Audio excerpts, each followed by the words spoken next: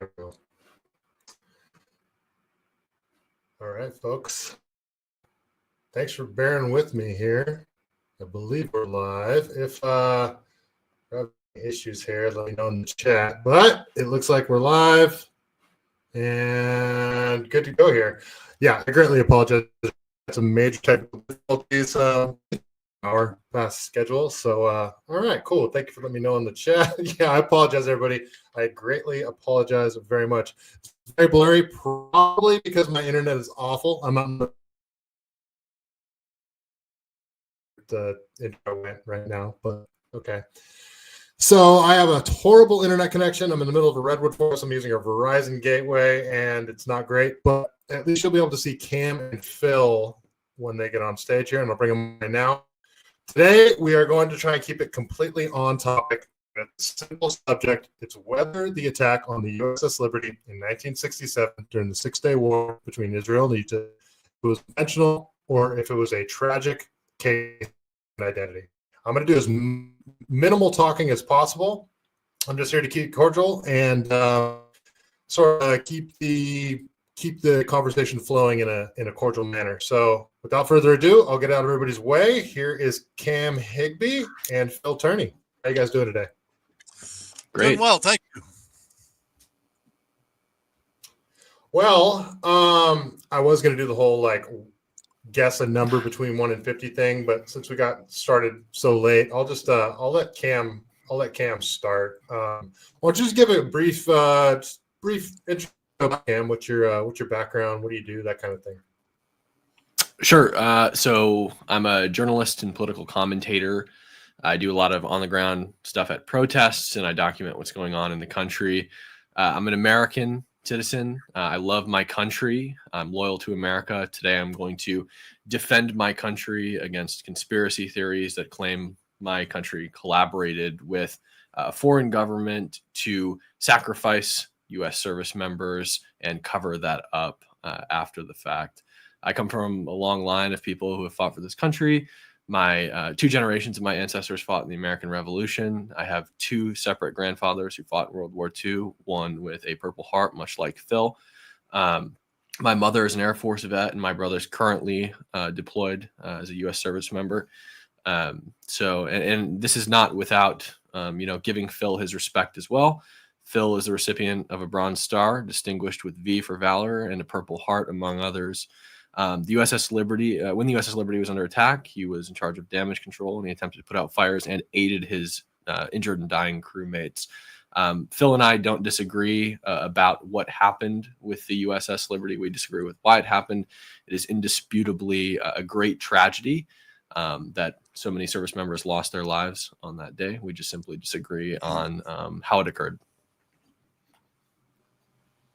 All right, Phil, why don't you introduce yourself? Get a bit of a background for those who don't know you. Yeah, thank you, Michael, and thank you, Cam.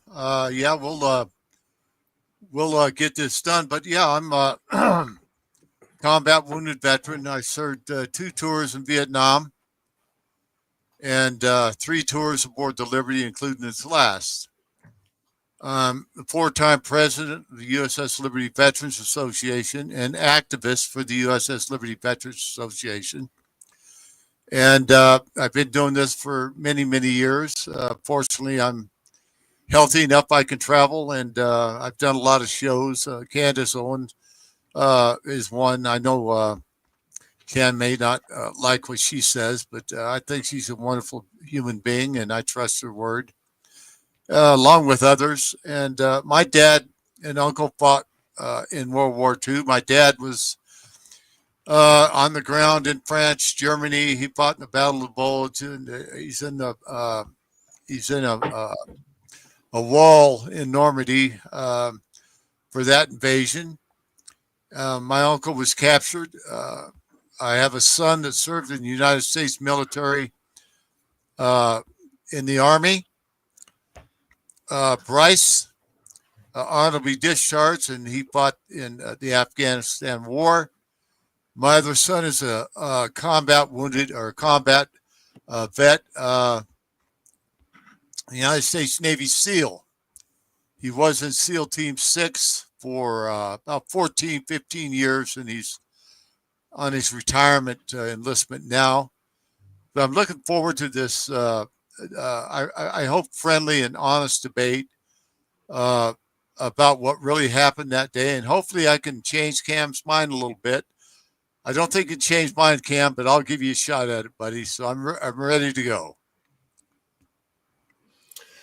Yeah, so you guys that maybe want this to be like a hot and, fiery debate between these two gentlemen, I don't think we're going to have that. Both these guys have respect for one another, and this isn't a Jew-hating session that we're going to do here. This is a debate about a historical event, so we're going to keep it cordial. We're not going to be yelling at each other. We're going to try to keep it factual. So if you guys are looking for something different, you're going to be disappointed. But the way I'd like to start is we'll start with you, Cam, to just lay out and not go into detail, but lay out the key points you want to address in this debate on whether this was an intentional attack or if it was a case of mistaken identity. So I'm not going to be, limiting people on time too much, but take as much time as you'd like, but yeah, lay out your whole argument and what are the key points that you want to address. So go ahead, John.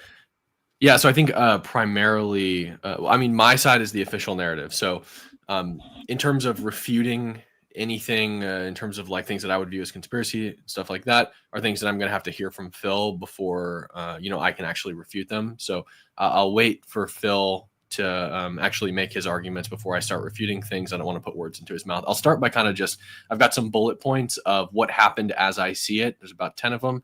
I should be able to get through it in like less than 2 minutes. So I'll just lay out how I see what happened, and then we'll let Phil do the same, I suppose. So the USS Liberty was dispatched to Sinai.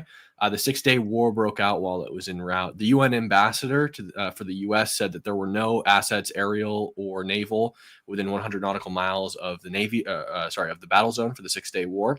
The Liberty was cabled to stay within 100 miles 5 times, but never received it. The Liberty arrived in the region on June 8th, the 4th day of the Sixth War. On June 8th, there were explosions in El Arish. Israel believed that Egypt was shelling the shore. They dispatched aircraft from a nearby mission to find the ship responsible. They see the Liberty just off the coast, about 14 nautical miles, appearing to be heading towards the port of Said. They identify it as a warship, and an attack order is given. They believe that it is the ship responsible for this shelling in El Arish. In reality, it was probably some kind of benign fire in an ammunition cache that resulted in the cache exploding, and the local forces believing that they were being shelled, but they in reality were not being shelled. The Liberty did not attack the coast of El Arish. The aerial attack lasted about 14 minutes. The Israeli Navy sent MTB boats and helicopters for rescue and identification. The Liberty's machine gun Mount 53 opened fire and blanketed the middle MTB boat. Israel believed that they were under fire and returned fire at a range of 2,000 yards, first with machine guns and then with 5 torpedoes. One made contact. The attack completely ceased after the torpedo made contact with the Liberty. It lasted no more than 2 minutes at most. The MTBs signaled the Liberty if they needed assistance. Israeli rescue helicopters attempted to make contact with the Liberty, but were waved off. Some time after this, Egypt accepted Israel's ceasefire, which had been proposed the previous day before the Liberty had even arrived in the region. So Egypt actually surrendered the same day the Liberty was attacked that night. Jordan had surrendered the prior day, and the ceasefire was proposed on the 7th. The next morning, the Liberty rendezvoused with the USS Davis and Massey for ship-to-ship aid at about 6:30. So that's the timeline as I see it. Okay. Okay. So, Phil, really quick. So don't really respond to anything Cam said right now. Give your whole give sort of an overview of what you want to talk about, and then after that, think of this as 2 different segments of talking that you're going to do right now. You're going to give sort of an overview of the points you want to make, and then dive into your first point, expand on that, and then I'm going to allow Cam to respond to your first point. Does that make sense? Yeah, I will. Thank you, Michael. Cam, the what you just said and all your bullet points, I could refute them, but let me tell you what really happened. We were headed to the west coast of Africa. We got emergency orders to leave Abidjan, Africa, when we just got there, 4 hours after we got there.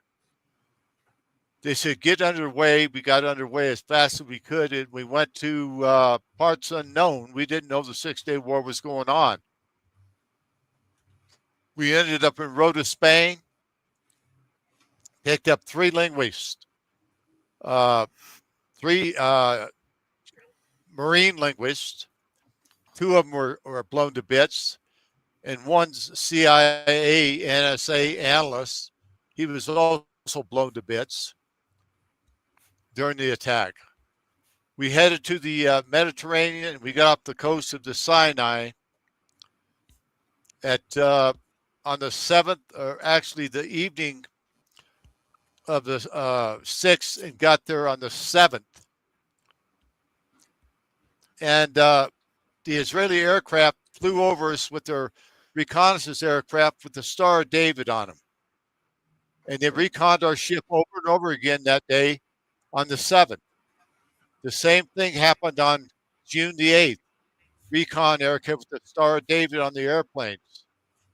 They waved at us. We waved at them. We thought everything was fine. I might add, Cam, we didn't receive any help. Our captain asked for a destroyer escort. They denied that. Says, you don't need any escort. Your American flag is your shield. Don't worry about it. And we didn't. We was happy to see the Israelis. In fact, we had Star of Davids all on the inside of that ship, hoping the Israelis would win.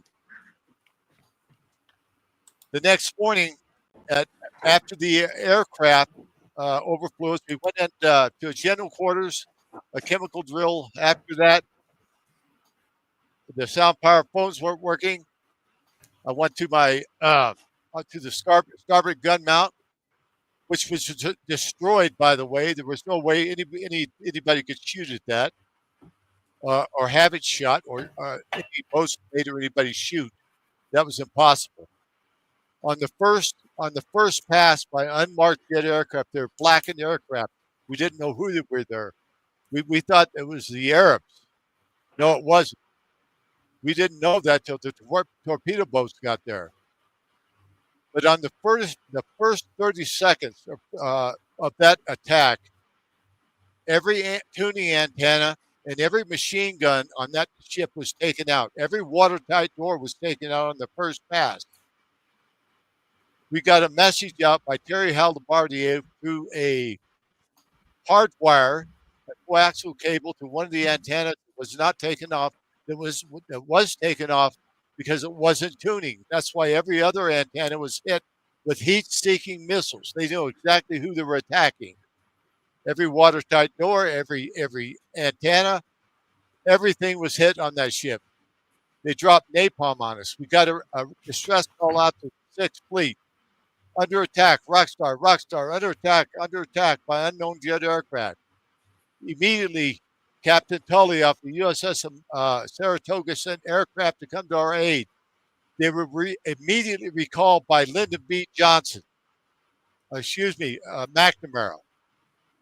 And then they reconfigured off the America and the Saratoga. They both launched. Engen off of the America and Tully off the Saratoga. They both launched. This time, Lyndon B. Johnson got on the line. He says, turn those aircraft around right now. I don't give a GD about a few dead sailors. I will not embarrass my ally, Israel. How did he know it was attacking us if we didn't? We had no idea until the torpedo boats got there. We saw the Star of David. We thought they were there to help us, but they weren't. They got a torpedo configured attitude, and they fired 5 torpedoes at us. 2 went aft. I saw 2 go aft. I don't know where the other 2 went, but I saw one go. One hit the CT spaces, blew 25 American spies to bits, blew them to bits. This went on for an hour and a half, circling our ship. shooting at our firefighters, stretcher bearers, which was me, firefighters, and getting people off deck. We had 2 flags up. They were taking out the first pass, the second, first or second. I don't know. I didn't see them all come down. We put up holiday colors, 7 by 15. Everybody in the world could see us.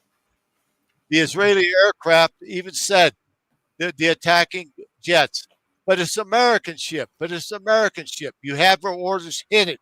Hit it. They did. And the torpedo boats did the same thing. In this 2-hour bloodbath, our country set us up to be murdered by the Zionist state to sink us, to bring us into World War III. And that's the sum of the story. And I can back it up with facts, eyewitness testimony, and people like Admiral Thomas More on down. So this was not a mistaken identity. This was to bring us into World War III. And that was the whole setup.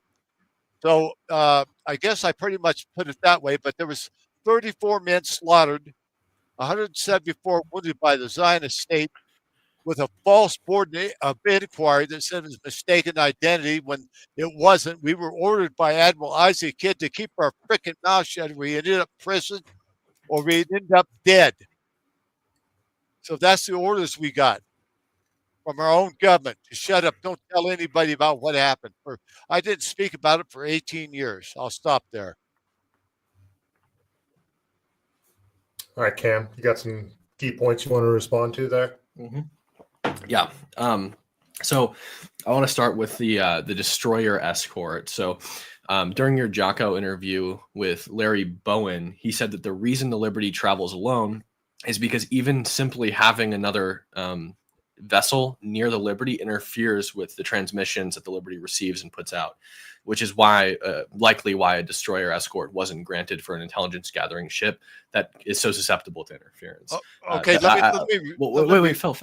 Okay. Let him finish. Let me cook. You talked about the sound-powered phones, and I'm not saying that you said that these were jammed or anything like that, but you always talk about the sound-powered phones not working just before the attack, and it seems almost an implication that Israel was jamming those sound-powered phones. Sound-powered phones cannot be jammed. It's physically impossible. They're hardwired. The only way to jam a sound-powered phone would be to sabotage the hardwire, and you'd have to be on the ship to do that. So that definitely wasn't happening, and I'm not saying that you said it was. It just seems sometimes when I hear you talk about the sound-powered phones that it's kind of heavily implied. You talk about every antenna taken out. That doesn't surprise me at all, especially when fixed guns on an aircraft that is coming down for a strafing run on the ship, and the ship is covered in antennas. It doesn't surprise me at all that many of the antennas are just completely raked by the machine gun that's fixed on the front of the each of the aircraft. You talked about blackened aircraft. You didn't specifically say unmarked, but this is a claim that I know you and Joe Metters talk about a lot. The unmarked aircraft. I don't see any evidence of this. It doesn't make any sense. First of all, if the aircraft were unmarked, they'd be shot down by their own AA guns. Remember, these aircraft were dispatched from another mission in Egypt, and then they were rerouted to go locate the ship that was allegedly bombing the shore of El Arish. They would have been shot down by their own AA guns. Another thing, too, is you, Joe Metters, and pretty much everyone I've ever heard from the LVA talk about this specifically says that you saw the insignias over the Israeli MTB boats. Also, Captain McGonigal talks about how he saw the Israeli insignia.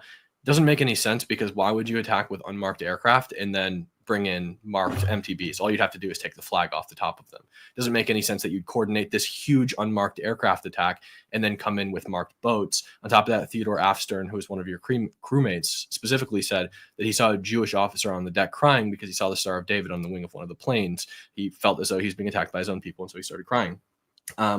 You said that they had heat-seeking missiles. Heat-seeking missiles weren't really a thing here. There was like really rudimentary heat-seeking missile technology at this time, but it was proven to even have poor performance on like civilian targets on the ground, or not civilian targets. Sorry, you know what I mean? Human targets on the ground. So I highly doubt that they were able to use heat-seeking missiles on antennas that are emitting far less heat probably than a human body. And not only that, you're cooking in the sunlight. The whole ship's going to be hot. The ship's made out of metal. So I doubt that that was something that actually was being used.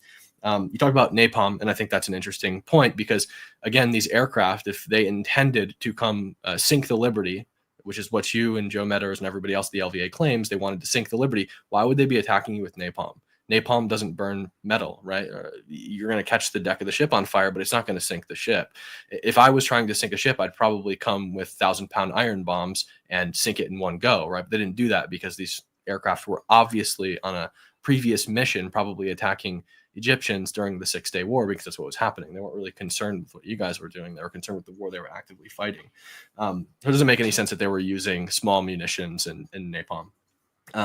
You talked about McNamara recalling the aircraft. So what's interesting is these aircraft were recalled after the attack had completely subsided. So McGonigal, in his testimony before the Naval Court of Inquiry, and I know what you're going to say, Ward Boston says the Naval Court of Inquiry is bogus or whatever, but that does not redact the testimony that Captain McGonigal and others gave during that Naval Court of Inquiry. So McGonigal specifically said that, let me find it real quick, and this is backed up by Lloyd Painter too. So McGonigal says that the motor torpedo boats were closing at a range of 2,000 feet. Then Machine Gun Mount 53 opened fire and was extremely effective in blanketing the middle motor torpedo boat, the Israelis. They found out that there was nobody on Machine Gun Mount 53, and the person who was on it either left or it was just an ammo cook-off and it was a total accident. Regardless, McGonigal acknowledges that the Israelis would be fully correct in feeling that they were being engaged by the USS Liberty. And if you look at the transcripts between the Israeli fighter jet pilots and their controllers, the state specifically talks about the Navy dispatching these MTBs in the helicopters to come provide aid to the Liberty.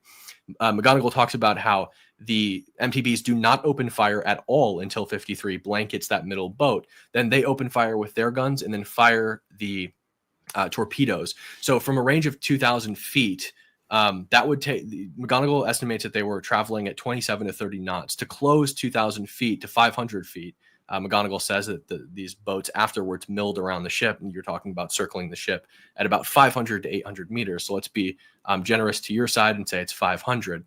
That would take about 1 minute and 30 seconds. So this whole attack happens about 1 minute and 30 seconds. McGonigal says that they open fire with their guns, and then they close this 2,000-yard gap. They end up at 500 yards. They circle the ship, but after the torpedo makes contact with the USS Liberty, Captain McGonigal says the boats completely cease attacking the Liberty. There's no more shots fired. Lloyd Painter says the same thing. He says that they lay off after the torpedo makes contact with the USS Liberty. So the most that this attack could have lasted at a range of 2,000 yards, this whole thing happening within that closing distance of 27 to 30 knots, is 2 minutes. So that attack lasted about 2 minutes. Where was I? So it definitely wasn't an hour and a half. The air attack was about 14 minutes. It started at 13:56. I know you often claim that it started at 1400. I'll be generous to you. It seems to me from the pilot's transcripts that it begins at 13:56. That's the first time an attack order is given. It's not the first time a bullet was fired, but it's the first time an attack order was given. So I started there, and it ended at 14:10. That's the last report Israeli pilots made of attack, and that's, again, generous to your side. That's their last report of attack. McGonigal estimates that the attack was 5 to 6 minutes. Probably adrenaline pumping through his veins. Thought it was a little shorter than it was. You talked about the transcripts, the Israeli jet pilot saying, but it's an American ship, and then being ordered to attack anyway. That appears absolutely nowhere in the transcripts between the Israeli fighter jet pilots and their air controllers. And the state is communicating with them through their air controllers. It's nowhere to be found in there. In addition to that, this is completely against Israeli code of conduct, right? IDF soldiers, after a massacre in 1956, a Supreme Court ruling issued to Israeli IDF soldiers instructs them that it is not only an option, but a duty and obligation to Israeli soldiers to object and not follow orders that are blanketly wrong and immoral. You said they wanted to bring us into World War III. I don't think that makes any sense because, again, Egypt surrendered the same day. They unilaterally agreed officially to a ceasefire only a few hours after the Liberty was attacked. Israel had them on the ropes. They destroyed 90% of their air force in the first day. And that brings me to my next point. Why would you, if you want to frame Egypt for an attack, why the hell would you attack them from air, right? Egypt doesn't have an air force at this point, and they don't fly Mystère and Mirage jets. They fly MiG-21s. So that doesn't make any sense. And these jets look distinctly different than French jets, Dassault jets, right? Which is what the Israelis were flying. They have giant red nose cones in the front of them. You also said that you were ordered by the admirals to keep your mouth shut or die, essentially, or else, or worse. You know what worse means. I've heard you say that a lot. This would be my last point. I can't disprove that, Admiral Kidd came in and took his stars off and, ordered you to keep your mouth shut. But what I can say is that I imagine that if it was a widespread thing that your crew was told to keep their mouths shut or they'd end up in Leavenworth or die, I imagine that Ken Ecker wouldn't have given an interview aboard the USS Saratoga to the American Spirit on June 11th, 1967, only a few days after the attack. On July 11th, 1967, I doubt Richard Wainwright would have given an interview to the Oregonian. I doubt in 1979 the BBC would have published their Dead in the Water documentary with eyewitness testimony. It goes on and on and on. May 21, 1987, you had ABC aired interviews with survivors. 1992, January 27th, that's my birthday, NBC behind the story. 2009, Seattle Times published survivor testimony. And there are tons of other situations before that, like James N's book in 1979, published only a decade and a half afterwards. So I find it hard to believe that if everybody was given this "we're going to kill you" order, that they would have literally gone and spoken to the media 3 days after the attack. Boy, oh boy. That's Cam, a lot. That's a lot to respond to. Yeah, it is. Let me start with this. First of all, as president of the LVA, and Jill Meadows is a good friend of mine, an American hero, and are the rest of my shipmates, and I'm very honored to be their president. And for you to say what you just said is insulting to the crew. The USS Liberty is the most decorated crew in the United States naval history from any war. And you talk about the sound-powered phones. That's just what they are, sound-powered phones. The sound-powered phone was not working. Why, I don't know. I went to the ICman and I got a fellow by the name of David Skolak. I asked him to take care of it. No, I understand a sound-powered phone is not electrical. It's sound-powered. That's the name. And you talking about heat-seeking missiles not being very, very good. Well, they're very, very good that day. And, there's so many things that you said that it's hard to even fathom. But I'll start with this. You were talking about McGonigal. I've never heard McGonigal say that.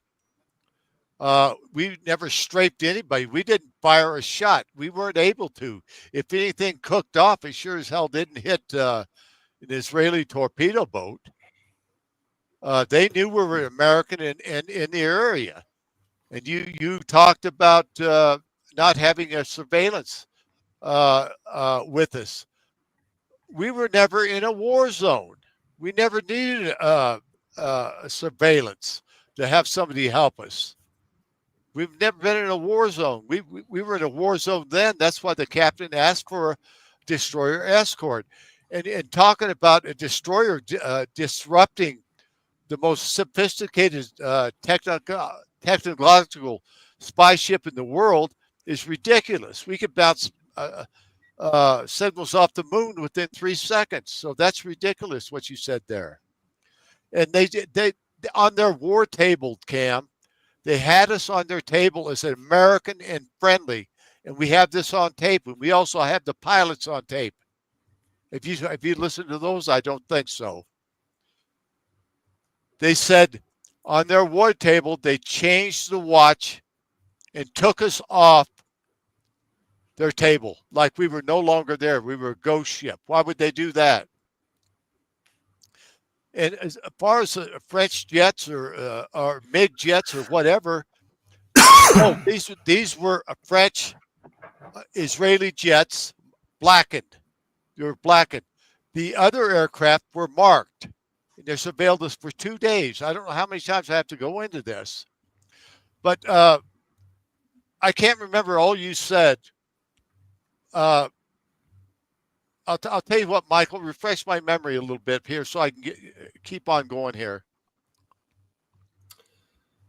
Well, Cam, you want to start with just why don't you go to your first two bullet points that you mentioned? Because Phil wanted to respond to the first thing you said, and that was about the antennas. Which part specifically are you looking for? Your first point you made was it's not surprising that they took out the antennas with the strafing run. Yeah. You're strafing with fixed guns, automatic machine guns that are fixed in the front of an aircraft. It's not surprising to me that when you're looking at a ship that's covered in antennas, that you rake most of the antennas the first time you pass it. Now, I can't confirm that all the antennas were hit or weren't hit, but it wouldn't surprise me if they were. They weren't hit with machine guns. They were hit with heat-seeking rockets. All of them. And machine guns, rockets, cannons, and machine guns for a solid 2 hours. You ought to try it out sometime. It's just, I'll read you this. This is from Captain McGonigal. Okay. Captain of the U.S. Navy, enlisted in 1944, excuse me. And he says this: please do not release Jonathan Pollard to the government of Israel unless the government of Israel acknowledges in writing and publicly that the government of Israel armed forces and naval and sea deliberately attacked the USS Liberty ship on June 8, 1967. I'll go on further. Admiral Thomas H. Moore: I have never believed the attack on the USS Liberty was a mistaken identity. That is ridiculous. Israel knew perfectly well the ship was an American. June 8, 1997.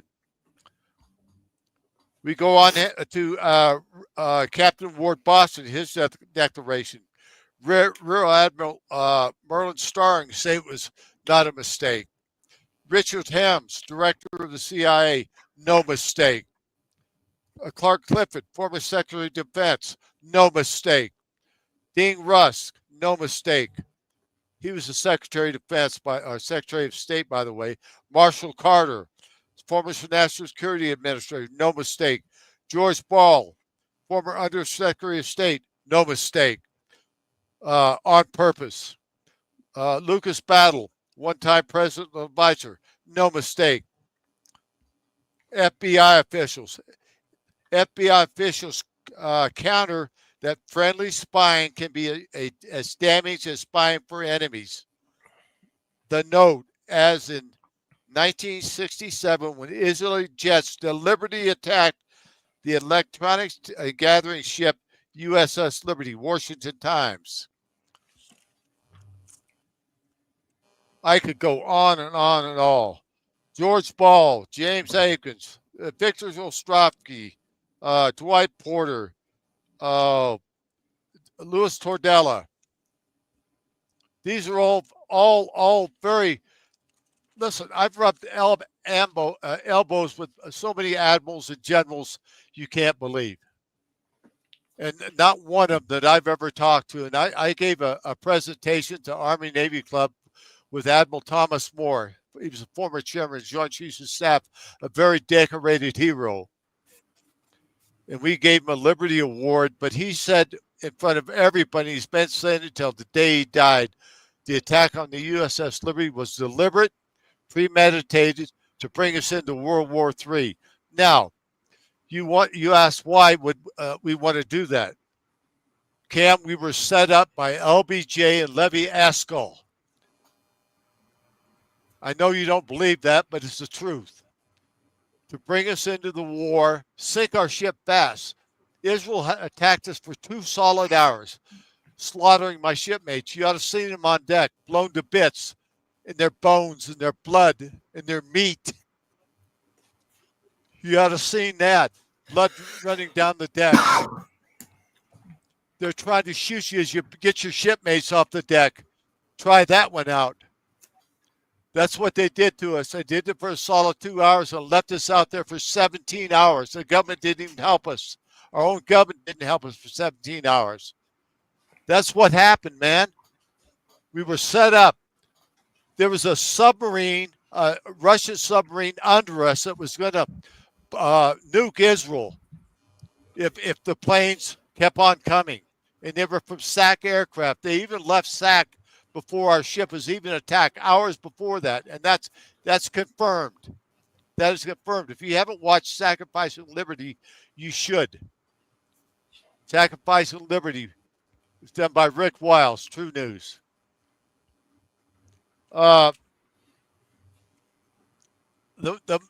Really the main thing that bothers me is you weren't there, and you're going off pieces of paper or somebody sending you a text or whatever. That's fine. I could do it by myself. I don't need text or anything like that, Cam. And I'm not trying to be a smartass. I'm just telling you, man, I saw these guys trying to murder all of us with my own eyes. I saw an Israeli helicopter come over after the attack. I was on the starboard side on the main deck. An Israeli helicopter came over with the Star of David with Marines in him to board our ship and murder us all. I gave him the bird, and I did, and he gave me the bird back, and they left. About 45 minutes or an hour after that, there was another Israeli helicopter that came over on top of us. They dropped a bag with an orange in it from Commander Castle. He was an attaché in Tel Aviv. On the back of it, it says, have you casualties? Have you casualties? My God, can't you see, you dumb SOB? The old man says, get out of here. Get out of here. I don't want you around my ship. We didn't see anybody for 17 hours. And Israel never offered any help to us. Never, ever, ever. That's a lie. And we got it all documented. So, Cam, you can go on and say whatever you want to about me, but don't disparage the gallant crew of the USS Liberty that I love dearly. And I saw my shipmates die in front of me, man. You know, you got to try that out. And I was there and I saw it. My shipmates saw it. We're not liars, man. You think we'd be doing this all these years if we were liars and putting our integrity, our lives on the line? And believe me, when he said worse, he meant worse. I'm done. Okay. All right, Cam. I'll let you respond to a bunch of the points he made. But one thing, when you're done responding, one thing you said about the napalm, the use of napalm, and address this after you respond. Are you claiming that you don't believe that there was actually use of napalm? No. I'm claiming that I do believe there was use of napalm. But what I'm saying is that if you wanted to sink the ship, you wouldn't use napalm because napalm's not going to sink a ship, right?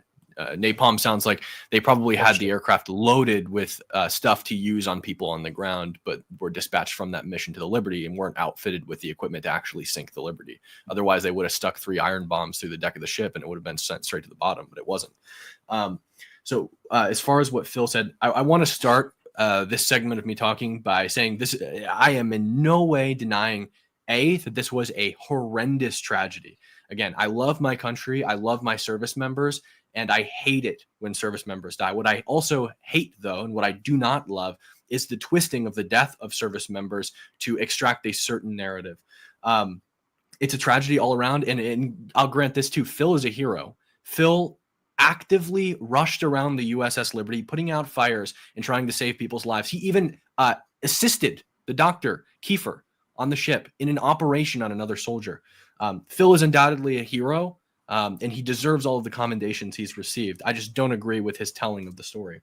And I'd like to further say, Phil said that what I said is insulting to the crew, but really what I'm using is the testimony of the crew. Half of what I said in my last speech was testimony from other survivors like Captain McGonigal, Lloyd Painter, Theodore Arfstern, et cetera, et cetera. These are not my words. These are their words. So I don't know how they could be insulting to the crew when I'm just citing the crew. The only other thing that I referenced was, for example, the communications between the Israeli fighter jet pilots and their air controllers. And that actually was in assistance to Phil's argument because it extended the period of time in which the attack was happening compared to what his commanding officer claims it was, 5 to 6 minutes for the air attack. As far as the heat-seeking missiles, so Israel did have some like heat-seeking missiles at this time. They had the Shafir 1 and the R-530. They were early French infrared guided missiles. They weren't really heat-seeking, and they were extremely inefficient. They were tested over and over again and always shown to miss their targets. So I highly doubt that they were able to use heat-seeking missiles to take out all the antennas, regardless of whether they did or not. That doesn't prove that they knew it was an American ship. So it's not really relevant to the conversation. Phil says that they never fired a shot. The Liberty never fired a shot, but I have right here, and this is from the LVA's website, the Liberty Veterans Association, of which Phil Tourney is the president. From McGonigal, instantly, machine gun 51 opened fire. Machine gun 53 began firing at the center boat. From the starboard wing of the bridge, I observed that the fire from machine gun mount 53 it was extremely effective and blanketed the area to the center of the center torpedo boat. It was not possible to get to Mount 53 from the starboard wing of the bridge. I sent Mr. Lucas around the port side of the bridge, around to the skylights, to see if he could tell Quintero, whom I believe to be the gunner of the machine gun Mount 53, to hold fire until we were able to clarify the situation. He reported back a few minutes later to the effect that he saw nobody on Mount 53. As far as the torpedo boats are concerned, I am sure that they felt they were under fire from the USS Liberty. At the same time, they opened fire with their gun mounts, and in a matter of seconds, one torpedo was noted crossing astern the ship in about 25 yards. The time that this torpedo crossed the stern is believed to be about 14:26. Now, again, McGonigal is not at this point. He's not referring from the actual deck logs of the ship because there are no deck logs. This is purely from his memory. Lloyd Painter puts it at about 14:30, which again is a credit to Phil's argument here. What really matters is the chronology. About 14:27, without advance warning, the ship sustained a torpedo hit on the starboard side forward, immediately below the waterline in the vicinity of the coordination center. The ship immediately took a 9-degree list to starboard. Oil and debris were noted coming from the starboard side following the explosion. There was a major resultant fire from this explosion. And let me just get to where it is that he talks about. He talks about the lifeboats a little bit in here. And he didn't want people throwing the lifeboats over because the ship wasn't sinking, it wasn't going under. But I really want to get to the point where he talks about the torpedo boats right here. The torpedo boats stopped dead in the water and milled around astern the ship at a range of approximately 500 to 800 yards. And there's a question mark in the second digit of that. So we'll just put it at 800 yards to credit Phil. One of the boats signaled by flashing a light in English, "Do you require assistance?" So I'd like to further reiterate the fact that this attack lasted no more than 2 minutes, because traveling at a speed of 27 to 30 knots, you would close to 500 yards, which is where McGonigal puts this, where they were circling at about 500 to 800 yards. You'd close that 1,500 yard gap in about a minute and 30 seconds, but we'll say 2 minutes to be nice. So McGonigal talks about how as soon as the torpedo hit the ship, they completely stopped firing on the Liberty. Lloyd Painter says the exact same thing. I think that he said they pressed off or something like that. So anyway, definitely not milling around the ship and shooting people. McGonigal and Lloyd Painter both say that when they were milling around the ship, circling it, as Phil put it, they were not firing upon anything. With that being said, a lot. That's a lot to respond to, right there, Cam. Is it okay if we let Phil respond just what you just said there, and then we'll jump right back to you? I just don't want to get too many points where it gets sort of buried in the weeds. That's fair. I just want to say, to be clear, this is McGonigal's words, and this is directly from the Liberty Veterans Association website. They took it down, presumably because it doesn't fall in line with their narrative, but the Wayback Machine works, and this is directly from the LVA website, of which Phil is the president. Yeah, I am the president, and I'm the 4-time president. It's very interesting that was there. Captain McGonigal, if there's any captain in the world that got more pressure put on him, I can't think of any other. No man in history has taken the pressure he did from our government. And what all that stuff right there you just heard, that was all bullshit. And every crew member will tell you that. In fact, the deck logs were even changed. You're not supposed to do that. That's against the MCMJ. You can't do that. So really quick, before you continue, Phil. So the document that Cam was quoting from here, that was testimonies from other sailors on board. And to clarify, are you saying that they were under duress when they made those testimonies? I'm not saying the other survivors that were on the America didn't say anything. They hadn't been indoctrinated yet. They were wounded. Those guys were wounded. They haven't talked to anybody. Of course they're going to say something. But what they said, I don't know. I don't find any reason they would say anything different or lie. But my point being, this is very important. Now, Lloyd Painter, I've got an official document. He said in his testimony to the Board of Inquiry that the life rafts, we only had 3 left because they shot them all up. Every life raft, we had enough life rafts for 294 souls, and they shot them all up.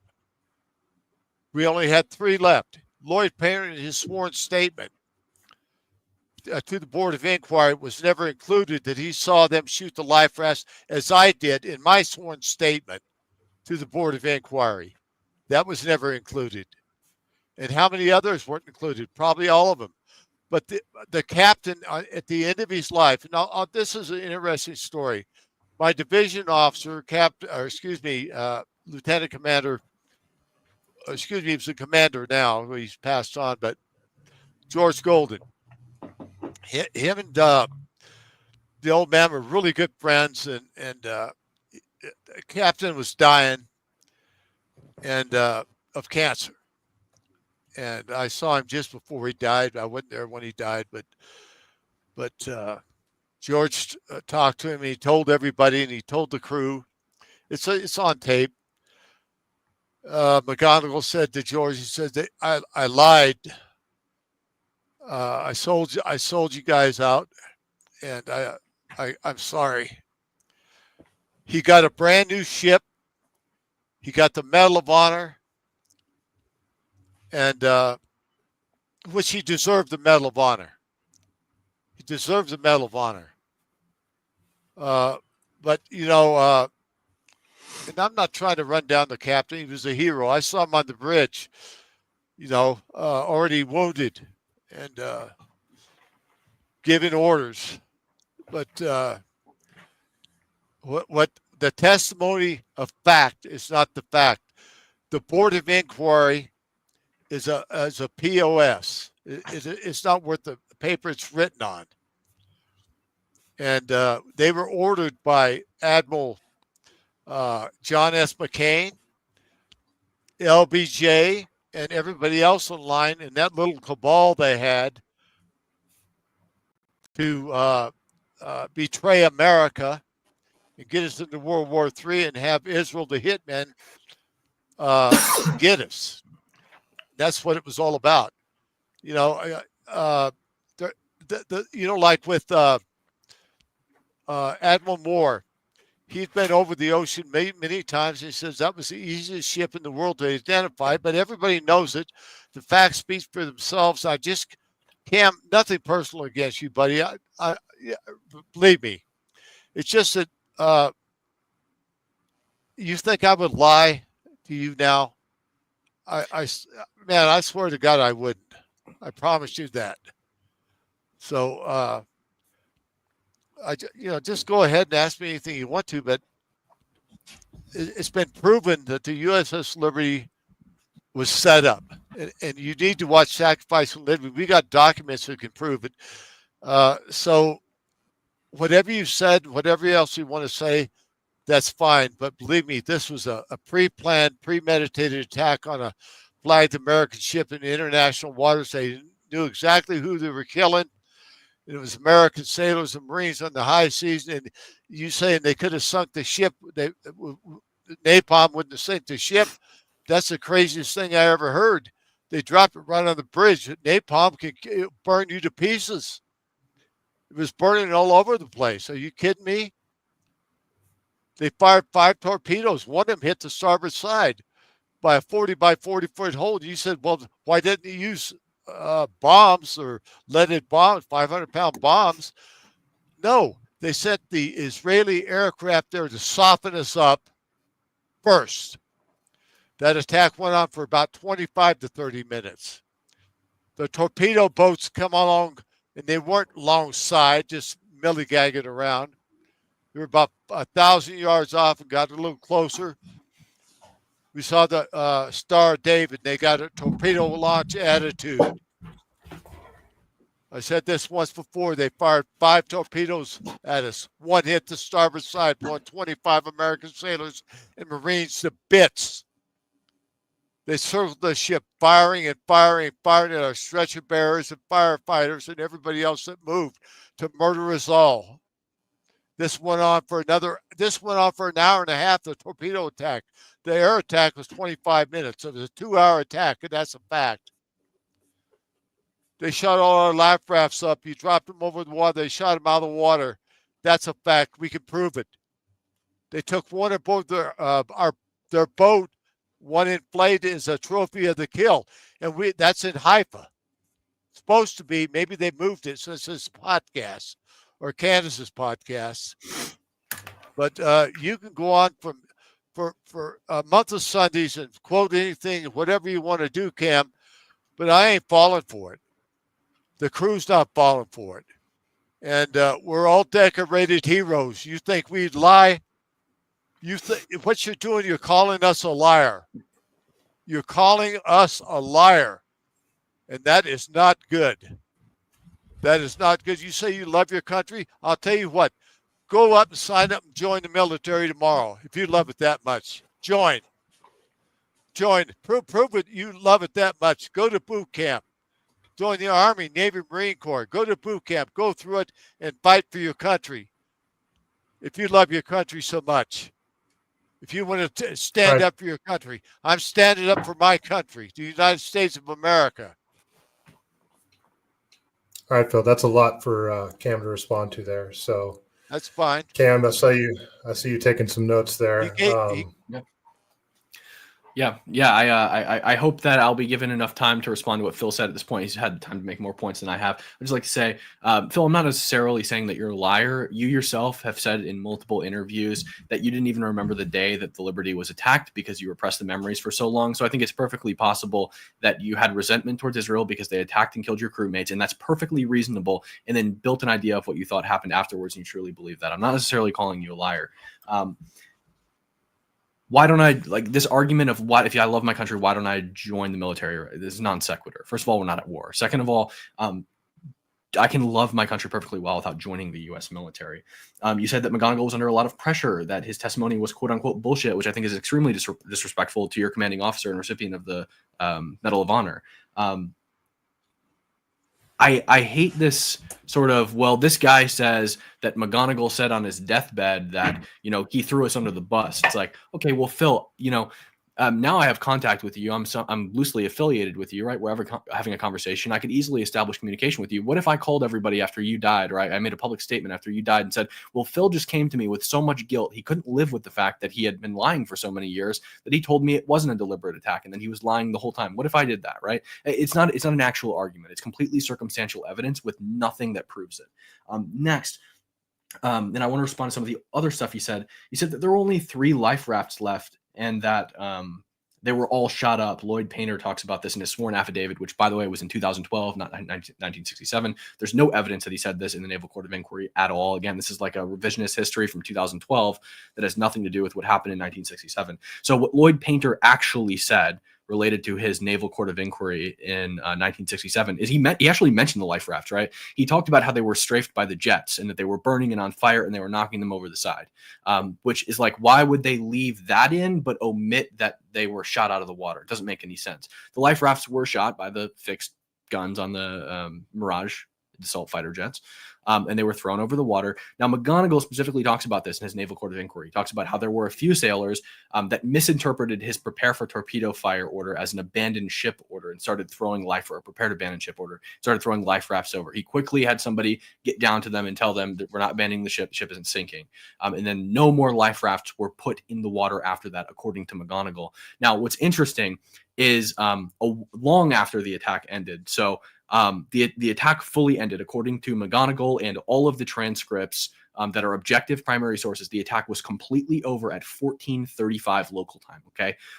The NSA intercepts of the Israeli helicopters show that the Israeli helicopters found the lifeboats you're talking about fully intact at 15:06. The problem is these helicopters were zooming around and trying to figure out who the hell you guys were, right? So the MTBs had communicated with the Air Force and said, there's some lifeboats, go find them. So the Air Force is now telling the helo pilots, go find those lifeboats and pull somebody up out of them to identify their nationality. And once you find their nationality, tell us. It's very important that you identify their nationality. And they get over the boats at 15:06 and they're like, there's nobody in the boats. They're just boats floating. This is after the attack was concluded and different parts of the Israeli government had figured out who this was, right? The Air Force had figured out that this was an American ship by the end of the air attack, but clearly these people weren't very good at communicating with each other if you look at their transcripts, because they're all thinking and saying different things. The MTB motor torpedo boats are actually coming to help you guys, but they're like, who is this? Because they're required to by international law to render you assistance.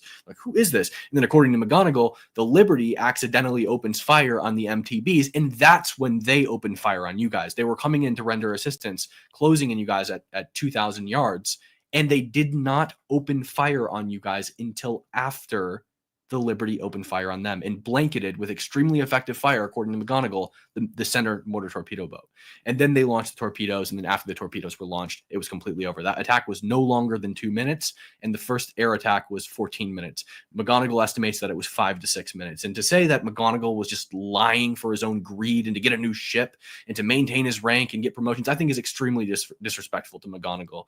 Everything I've seen of McGonigal, he's an extremely respectable man. And at the end of his life, he did, I assume under your influence, decide that he believed the attack was deliberate. And he talks about this in an interview that you guys have published on the LVA website. He says, I now believe, after most of my life believing this was a mistaken identity, I now believe this was an intentional, deliberate attack by the Israeli government on a U.S. vessel. And the reason is because I later found out that they sent out these aircraft to come help us, and then they recalled them. But again, as we know, the aircraft were recalled after the attack was fully over. Okay. And this crap about LBJ, and I'd like to point out, none of this is your firsthand recount. You don't know anything about LBJ. You weren't in the room with him. You didn't see him. You've never spoken to LBJ, right? You don't know any of this. Okay. So this LBJ thing is complete ludicrous. Okay.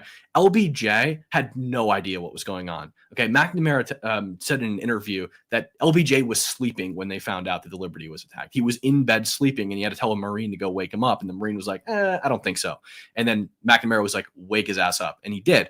And at 11 a.m., that's about 1700 local time where you guys were, Lyndon Johnson sent a teletype message to Kosygin, who was the prime minister of Russia, saying, we just learned that the USS Liberty, an auxiliary ship, has apparently been torpedoed by Israeli forces in error off the port of Said. We instructed our carrier, the Saratoga, now in the Mediterranean, to dispatch aircraft to the scene to investigate. We wish you to know that this investigation is the sole purpose of the flight aircraft.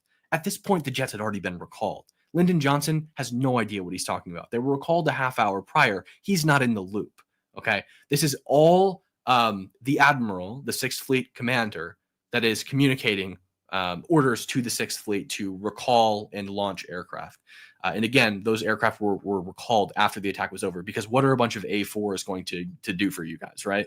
They're not going to circle the ship and waste fuel. The ship's not under attack anymore. They don't need air support. These aren't rescue aircraft. They're A4s. They're not going to provide you aid. What you guys need is ship to ship, right? You guys need people brought from your ship onto a different ship, the Davis and the Massey.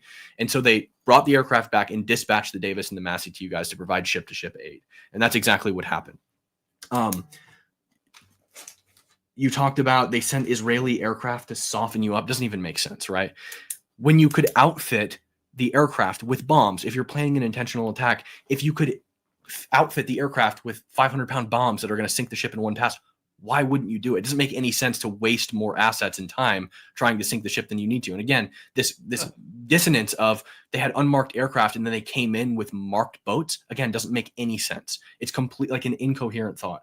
You talked about the Russian submarine. I've looked into this submarine theory. There's no evidence to confirm it. Doesn't make why would they be nuking Israel? They're like loosely affiliated with Egypt, and again, Egypt had already surrendered that night. Jordan surrendered the prior night, and Lebanon and Syria specifically would surrender later this week. The helicopter, you talked about the helicopter that came up to you guys. McGonigal and Lloyd Painter both talk about this helicopter that approached the Liberty. You say it was aggressive. They were armed to the teeth. The Marines were going to board the ship. McGonigal says they approached the side of the ship at a distance of like 200 yards, never in an aggressive manner. They didn't know the intentions, but it was never in an aggressive manner, and there was never any hostility. Lloyd Painter actually says something really interesting related to this in his Naval Court of Inquiry. Let me just find it real quick. Yeah, okay.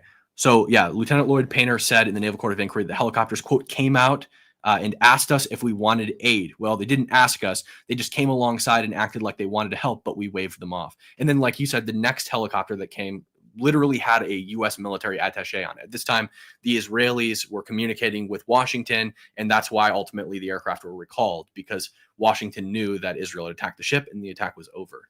So, by the way, I've watched Sacrificing the Liberty. I've actually watched, I think, probably every documentary you've ever done. And what's interesting is I've cited these helicopter Israeli transcripts with the pilots and their controllers, and you guys actually use that same transcript in the documentary, but it's not available on your website, the transcript, which actually completely exonerates Israel. You show little snippets in the Sacrificing the Liberty documentary, but you don't show the full thing. And I'm also, nobody's texting me.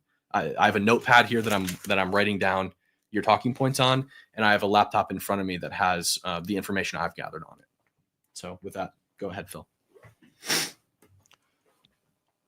Yeah, thanks, Cam. That's quite a load. I really can't convince you one way or the other. But like Ward Boston, his declaration, and you know about it, he recanted, and he told him, he was ordered to be a good boy, shut up, and that's exactly what he did. Why did he do that? Because he wanted to, and Isaac Kidd, I used to call him every Christmas, Cam, until he died. I say, Admiral, how you doing? Merry Christmas. Are you going to come clean this year? He says, Phil, I can't come clean yet. I'll come clean when I'm dead. And he was a friend of mine. He was a good friend of mine. And he hated it. He'd cry about it. So that's what that was. And Ward Boston was his underling. He's JAG officer. You know that. And he told the same story. They were ordered. They were military men, Cam, and they said, shut up. This was a 7-day board of inquiry, Cam, on a ship that had over 820 rocket and machine gun holes in it. Over 5,000 machine gun holes in it. I helped count them, so I know how many there were. I helped count them, and Ward Boston was a proud man, a good lawyer, and he just recanted it and said, "No, that was a lie. It was not a mistake. It was intentional, cold blood." And I'm emphasizing cold blood, but it was cold blood. Admiral the senior JAG officer, was a JAG officer, Admiral Starring, he said they took that report from me because I didn't agree with it. Ward Boston said that. They took it from me. I don't want it. They didn't want him to have it, so they retrieved it. And in 7 days, you get a board of inquiry to find out that it was a mistaken identity. In a 7-day board of inquiry, it would take. Look at the USS Cole, USS Stark, or any other investigation. A few Marines just got sunk in a bunch of damn mud and killed, and that's still an ongoing investigation. So they give us 7 days with 34 men blown to bits, 174 other wounded. Yeah, we got 7 days and told us, shut up, whether you believe it or not, but that's the truth. And you can't refute all the generals and admirals and everything else to say this was a deliberate attack, as well as the survivors. And I am not belittling our captain. I know what he went through. And a lot of people that are still alive right now that were aboard the Liberty still won't speak about it. They're too frightened to. I got a friend that got shot up on the Liberty. His name is Mickey LeMay. He's still got over 50 pieces of shrapnel in him, and he was up on the 04 level when he got hit, and he could tell you all about it. They're all eyewitnesses. You saw him at Sacrificing Liberty. So, Cam, all I can tell you is I don't agree with you. I don't believe what you're saying, and I think your documents are not worth the paper they're written on. And if you get anything from Israel, it's not worth the paper it's written on. That's just the way I feel. You're saying stuff that's not true. We were there. The attack lasted a hell of a lot longer than 15 minutes or 6 minutes or 45 minutes. It lasted 2 solid hours.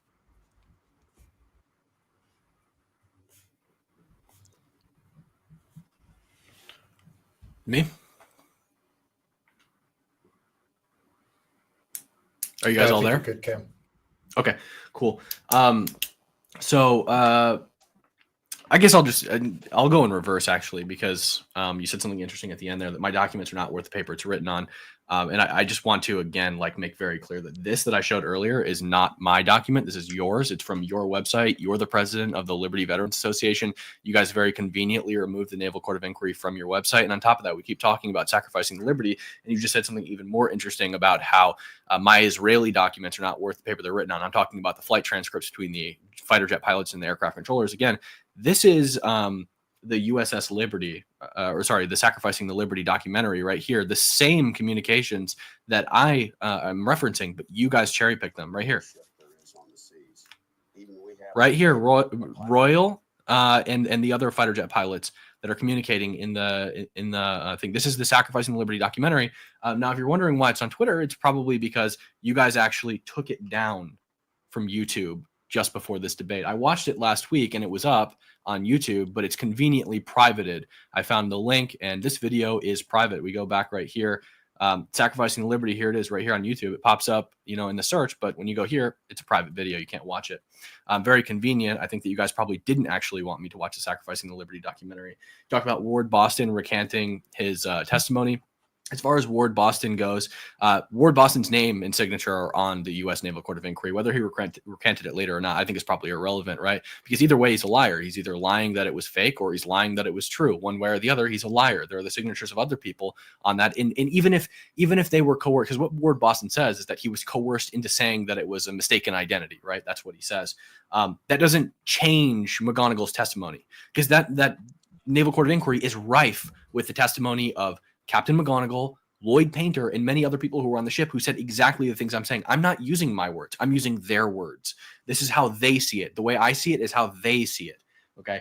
So, you said that Admiral Kidd was a good friend of yours, but you also said he threatened to kill you. That doesn't make any sense. You said there's been no investigation, which is just fundamentally not true. You had the United States Naval Court of Inquiry on June 10th, 1967. That's 2 days after the attack. On June 13th, the Central Intelligence Agency conducted their own investigation. The Joint Chiefs of Staff investigated it in June of 1967. You had the Clark Clifford investigation, LBJ advisor, you mentioned him earlier, in July of 1967. You had the Senate Foreign Relations Committee, where Secretary of Defense McNamara was cross-examined about the attack in July of 1967. I believe that one was primarily focused on communications, which is exactly why the U.S. did do some form of sweeping this under the rug, because height of the Cold War, you have an incredible communications failure where they can't reach their ship and tell it to stay 100 nautical miles away from the battle zone. They cabled you guys 5 times. You never received it. I think the Liberty might have received it like the day after. It got rerouted to a different place. The Senate House Armed Services Committee was investigating military communications and had a section into the USS Liberty where McNamara was interrogated in February of 1968. The House Appropriations Committee on May 10th, 1971. The Senate Select Committee on Intelligence investigated claims of crewman James Ennis after his book and found no evidence to support them in 1979. The NSA investigation in 1981. The House Armed Service Committee launched a probe in response to the LVA's claims, your claims, and found no evidence. I think what in reality happens is the LVA fundamentally misunderstands the difference between a congressional hearing and a congressional investigation. Usually when investigations are conducted in Congress, staffers do the majority of the legwork for actually looking into the topic and probing it, and they have a hearing to publicize their findings. But if there's no findings, they're not going to have a hearing to publicize them. And the fact is they didn't find any new findings from what had been previously found in other investigations, which is that it was a case of mistaken identity and there was no intentionality. So you talked finally about, I guess that pretty much brings us in a full loop. Now we're back down to you talking about my documents not being worth the paper they're written on. But in reality, these are all your documents and sources that you have used.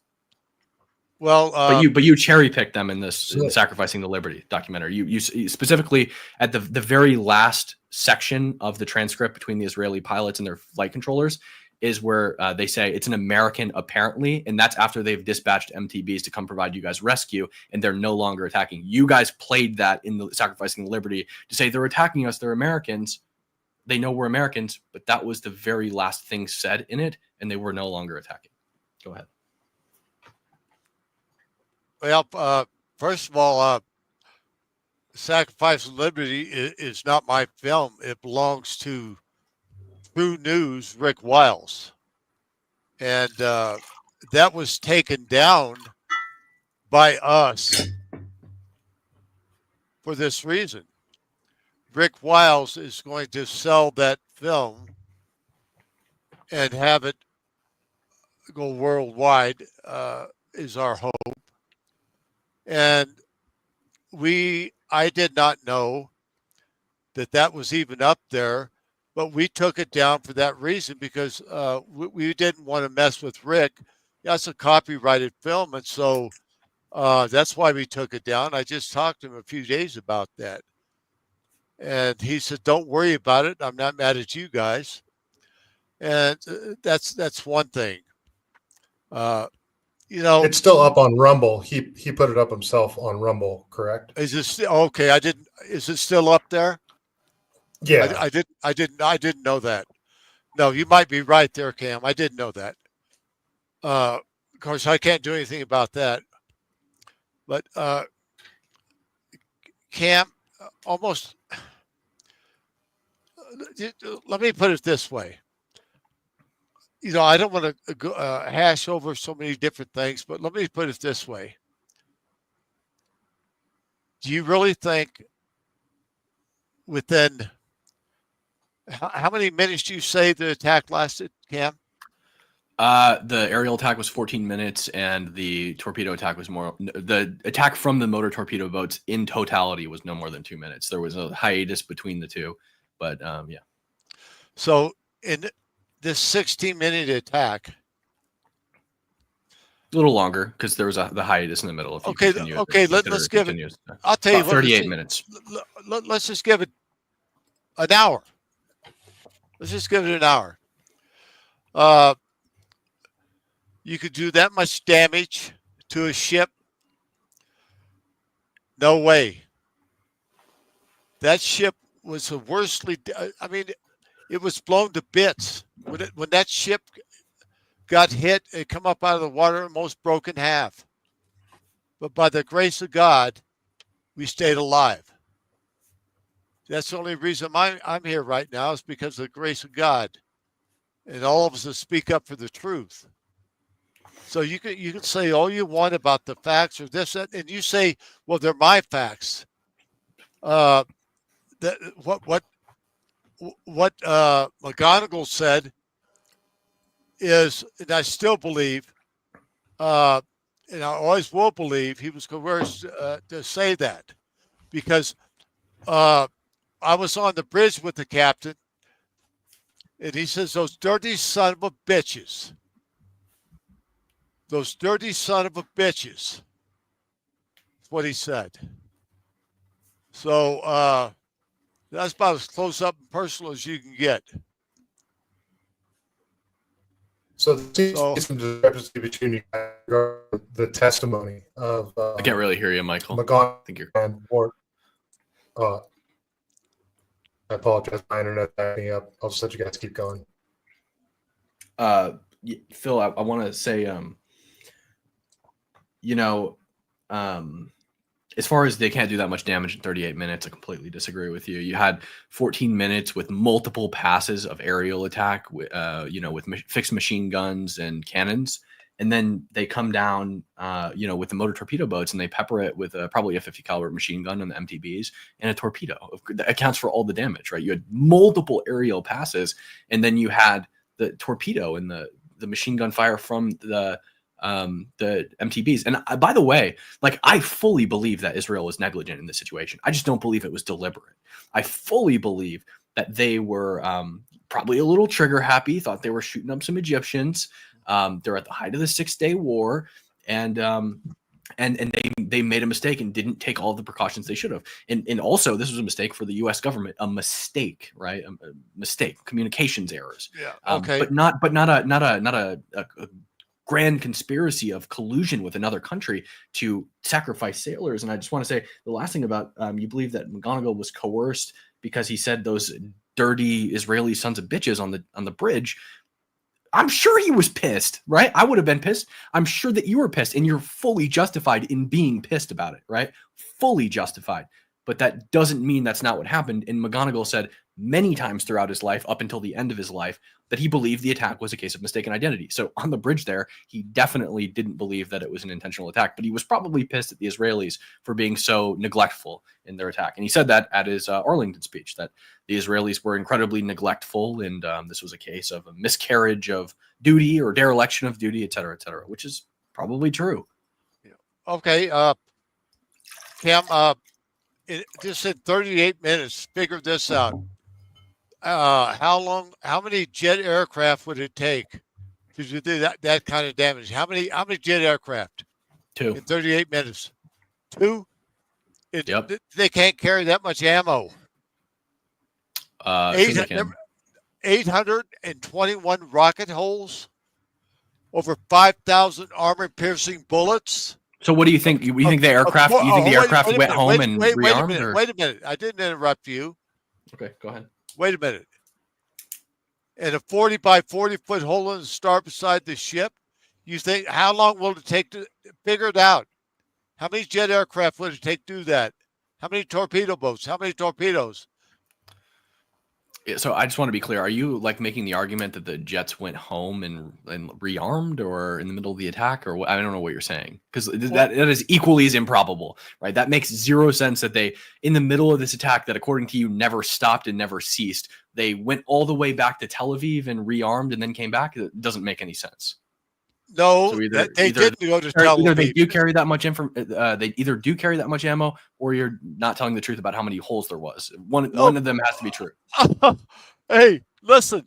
It was jet aircraft after jet aircraft after jet aircraft after jet aircraft after jet aircraft after jet aircraft. That's what it was all about.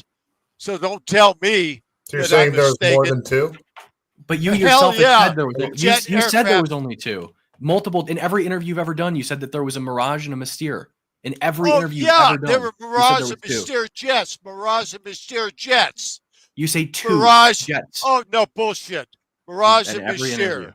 I've watched every interview you've done in the past 10 years. I promise you, in every interview you say there were 2 jets, a Mystere and a Mirage. Okay. All right. By your estimation, Phil, how many jets would you say there was? Probably 30 sorties. At least 30 sorties to do 30? that type of damage. To do that You think type there of were damage. 30 aircraft over the 30, Liberty? 30 sorties. Yeah. I So think, what, they just deployed the entire Israeli Air Force on you guys, or what? Yeah, they did. You know why they did? That is crazy, Phil, and you know it sounds crazy. No, I'm not. I don't know how many jets they had or how many they wanted to use, but I know there was at least 30, and that is mathematically exactly right too. You Come figure on, it out. Phil. 30 aircraft attacking How the many Liberty all at once. how many bombs, how many rockets you think? So why does how many- nobody, How not many, a single many, person says there was 30? how many missiles can a jet aircraft carry? Tell me I right have quick. no idea, but I know for a Well, fact I there wasn't do. 30 aircraft. Well, I over here. do. Okay. How many does a Mystere hold? 4. Okay, let's look it up. Look it up. How many? That's But off the top of my head. Oh, right. Yeah.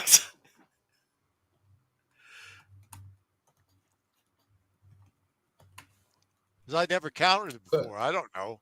They can I said carry 4. up to 55 missiles. Okay, So 55. no, not 4. Well, I didn't know that was that capable. Phil, I really did. you really think, I don't even know if the Israelis had 33 aircraft in their entire arsenal. This is insane. You think they were over you guys with the entire Israeli Air Force? This is just insane. You know it's not true. This would be the most elaborate attack ever in military history. And why is nobody else ever saying that there were 30 aircraft? That is so significant. The sky would be blotted out by aircraft. And nobody's saying that. Not in the Naval Court of Inquiry, not in any interviews, not in any books. James Enns doesn't say that in his book. You don't say it in your book. You've never said it in an interview before. Everyone always says 2. Everyone I've ever read has said 2. 2 airplanes. Okay. Let's go with 2. They did a hell of a lot of damage. Okay. Now we're back to 2. Okay, they got 2 aircraft. Okay, say that's 50. That's 104. That's 104, and we still got a little over 150 to go. Okay, so what's the argument now? Well, the argument is, okay, if it was only 2 Mystere jets, and say they carried 50 each, that doesn't add up, does it? Well, I don't know. That you're the one who's claiming the number. I didn't claim a number of holes. You did. 821. Well, I think you've actually said in your interview, in like a previous interview, that they made you stop counting the holes before you got to 800. They told me to stop counting at 850, and they come up with 821. Maybe that sounded a little bit better to them. Yeah, wait. So if you just look at pictures of the Liberty, wait a minute.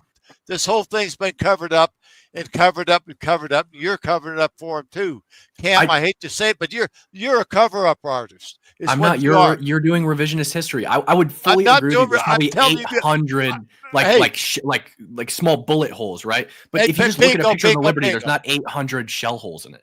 If you just look at a photo of the Liberty, have you ever looked at the Liberty? Have you ever looked at it? Yes. Okay, look at it real hard. Look at the damage they did. Tragic event. It's terrible. Yeah, they did a lot of damage. It's not a tragic event. It was on purpose event. You haven't provided any material evidence to prove that. Well, listen, it is a criminal enterprise what they did. LBJ and the Zionist state of Israel got together, wanted to sink an American spy ship, blame it on Egypt, and bring us into World War III, and that is a fact. LBJ was asleep. He didn't even know what was going on. He's telling Kosygin at 11 a.m., yep, we just sent out some aircraft with the sole purpose of reconnaissance, and they were already recalled. He wasn't sleeping. Yeah, he might be sleeping. He was sleeping with an Ergon agent. That's who he was sleeping with. Have you heard about that? No, I don't care about that. We're talking about the Liberty. Yeah, well, you just told me he was sleeping with an Ergon agent. That's what McNamara said. He said he was sleeping, and he had to have a Marine go wake him up. Okay, well, all right. Well, let's go. Okay, he's sleeping. He just went to sleep. He'd been asleep, though. His whole presidency. He almost brought us into World War III. That son of a bitch almost brought us into World War III. Why? What's the incentive? What's the motive to do that, Phil? What's the motive to join this war? Greater Israel. Okay. Egypt was surrendering. They already US captured. They fully captured Sinai. Egypt surrendered the same day the Liberty was attacked. There's no incentive to drag America into the war.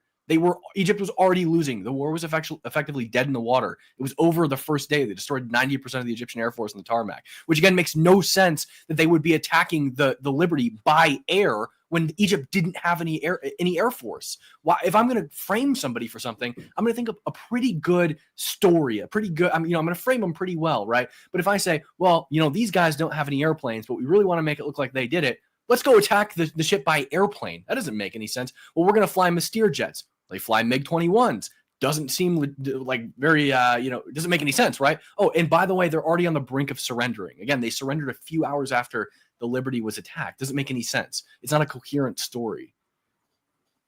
It's not a coherent. Okay. They can't. I'm going to tell you again. They had us set up dead to rights to sink us. And that's exactly what they wanted to do. If you got to understand something, Cam, and it's taken me a long time to get over this in my heart and my faith. I hate what two crooked governments did. And what the world needs to know, Cam, and I say this sincerely and respectfully to everybody, especially you, sir, America needs to know the truth. And that's the only reason I'm here, is to tell the truth. And we're not liars. We'll go before Congress. We'll put up our hands and we'll swear to God. We on our oath, we tell you the truth. But Congress won't listen to us. We're the biggest whistleblowers in the world and nobody listens to us. Us not sinking prevented World War III, Cam. Believe me, it did. I would love to talk to you and guide you through a few things. I'm not trying to be a smart ass on this. I think you're a good guy, and listen, you believe what you believe in, and I believe what I believe in, Cam. But I saw the carnage up front and personal from an ally, and that's hard to get over. We may disagree, but I would like to be friends with you where we can just get along and have a civil conversation, because I think you are a good American. And you don't have to be in the military to serve your country either. I just asked you that. So I would like to end on this note that we could leave here as friends to agree to disagree. But I want to always remember my 34 gallant brothers that died, and the ones that are still living, the greatest heroes, the greatest men I've ever been lucky enough to be president of the organization 4 times. And I love them. And we're just a small family now. We're all dying out. And we don't want to die with the truth not being told. And we swear that on our lives. If I'd give my life right now, if the truth would come out the way it's supposed to, I would give it gladly so the world would know. So I'll leave it with that. Yeah. Phil, I'm perfectly happy to leave here as friends. If you ever want to soundboard anything off me or anything like that, you're more than welcome to reach out to me. You have my contact on Twitter. I'd like to remind my audience, I know everybody's watching on mine, Phil Tourney is a hero. Again, Phil Tourney rescued his dying and injured crewmates. The USS Liberty incident, regardless of whether you think it was deliberate or an accident, was an absolute tragedy. It was an absolute tragedy that resulted in the deaths of American service members and the injury of 174 of them, okay? So do not forget that. Do not forget the things that Phil did to defend his fellow Americans. I'm an American. I love my country. I love my veterans. Again, what I don't love is seemingly twisting stories to demonize certain people in the United States government and the Israeli government. I tried to defend my country here in its honor, to try to bring people to the belief that America did not collude with a foreign country to sacrifice U.S. service members and then collude with them to cover it up. With that being said, I've heard Phil talk about this a lot, and I've heard Joe Metters talk about this a lot. Liberty Veterans Day. I actually support Liberty Veterans Day. I would love for the USS Liberty to be remembered and all of the men who never had the opportunity to come up and have their opinions shared about the USS Liberty. I would love for those men to be remembered, and I'd love for there to be a big shining monument in their name. I just think that unfortunately, the USS Liberty incident in totality is jaded by conspiracy theories like this, that the United States government colluded with a foreign government to kill its own service members and then cover it up. And I think that if we moved away from the false stories that this was a false flag conducted by the United States government and the Israeli government, and just looked at this as a tragic situation where service members unfortunately died, which is exactly what it is, we could finally remember those men who never got the opportunity to have their opinion about the situation heard because they died in that compartment or on the deck. So that's the note I'd like to leave it on. Phil, I appreciate you joining me here today. Michael, I appreciate you moderating the debate, and I appreciate you being such a good host. And yeah. All right. Thank you. I appreciate you God both bless for being y'all. here. Phil, you got any? All right. You Well, wanna go on that? yeah, but I still disagree with Cam. But listen, man, I'd rather have a friend than an enemy, and we disagree right now. But I think maybe we can come to terms. But America is a wonderful place. We're fortunate to be here, and the USS Liberty story can change America. It can change history. Every school and college should have a book or a chapter on the USS Liberty and what really happened. And by the grace of God, that will happen because God is in charge, not me. I'm just his servant. And I will continue to be his servant till the day I die. The truth matters in America, and America deserves the truth. And Michael, God bless you, brother.